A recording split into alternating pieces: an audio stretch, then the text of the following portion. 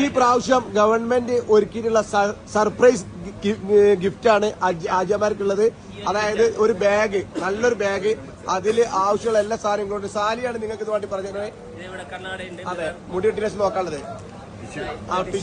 Tissue, കുളിക്കാൻ സംബന്ധമായത്, ആ പിന്നെ നെയിൽ കട്ടർ കൊണ്ടുവരാൻ മറന്നവർക്കൊക്കെ നെയിൽ കട്ടർ ഉണ്ട്.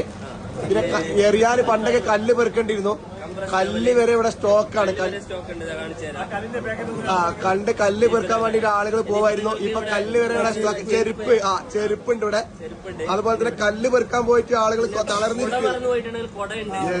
പിന്നെ ഈ ഗവൺമെന്റ് എല്ലാ സൗകര്യങ്ങളും ഒരുക്കിയിട്ടുണ്ട്.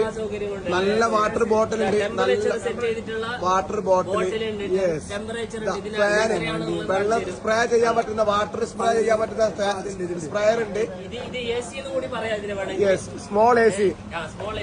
ഓക്കെ, നിങ്ങളെ കല്ല് മെയിനായിട്ട് എറിയാനുള്ള കല്ലിവിടെ